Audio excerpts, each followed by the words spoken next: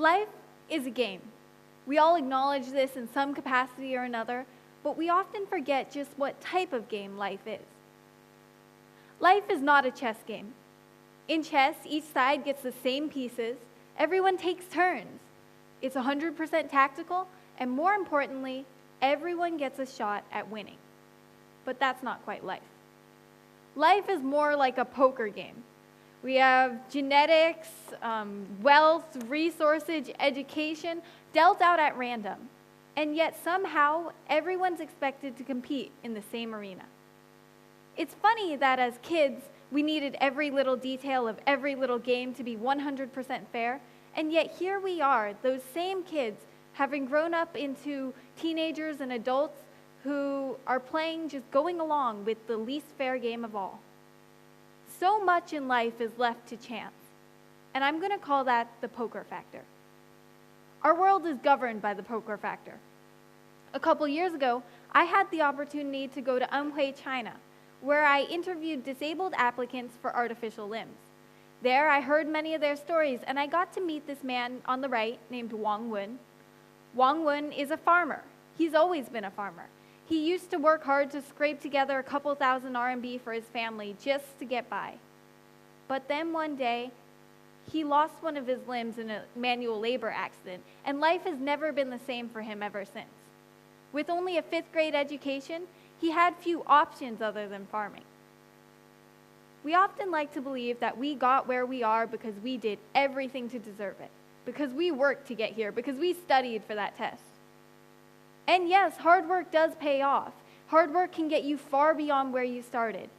But if you were born miles away from the finish line, you're never going to catch up to that boy or girl who was born just steps away, no matter how fast you run. Let me tell you a little secret, something our parents and teachers don't often like to tell us. If you fail every math test that you ever take for the rest of your life, in 20 years, you're still going to find yourself with a white-collar job, with a roof over your head, with a college degree, simply because you were born into the right circumstances. Likewise, Wong Wun's son here, even if he gets A's on every math test for the rest of his life, he's still never going to run a company, never going to be a millionaire, most likely never even going to go to college. Not because he's any less hardworking, intelligent, or deserving than you or I, but simply because he was born the son of a handicapped farmer. But even amidst all this, Wong Wun here dared to imagine a solution. He actually invented his own artificial limb out of recycled materials, and with the help of this new invention, he was able to go back to work, to continue farming, and to help his family survive. He now almost matches his old salary. When he heard about our team's work, he quickly applied for a professionally made artificial limb that will continue to ease his work. Wong Wun here was dealt a poor hand, there's no doubt about it, but he was able to capitalize on the one factor that is within his control, because there are 2 components to every poker game. There are the cards we were dealt, but there's also how we choose to go about playing our hand. If you're sitting in this room, then you have at least one of those components stacked in your favor. I stand amongst brilliant minds, privileged individuals, successful people, the very people who have the opportunity to change the game, to minimize the poker factor. And let's look at how we can do that.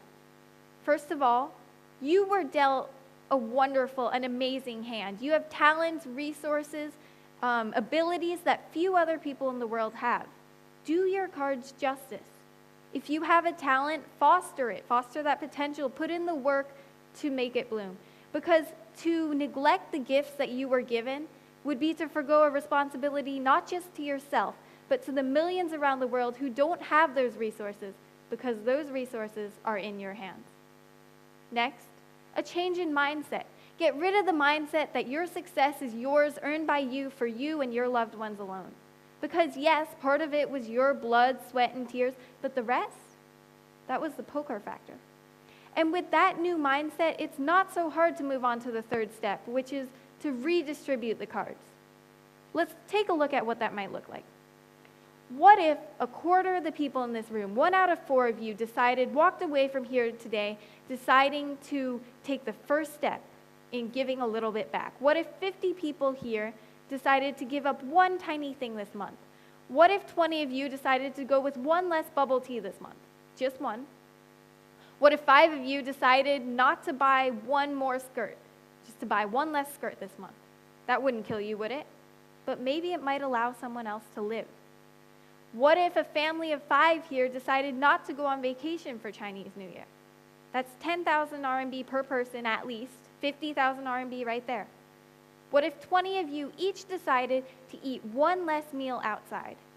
Just one out of the many you'll inevitably eat this month, but to cook one of those at home. That would be another 2,000 kwai. And so what we get here is a grand total of 53,200 RMB just by giving up one of the many resources, one of the many luxuries that we enjoy on a daily basis. But let's look at the colossal amounts of change that could translate into. We could save 9,000 lives via malaria vaccines.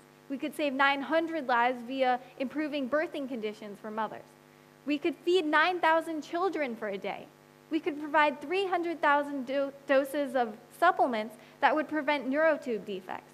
We could do amazing things with this, just if a quarter of us gave up one of our many luxuries. You're sitting here today, winning this game, because millions are losing in your place. Now imagine if we started giving back to the game that got us here. Thank you.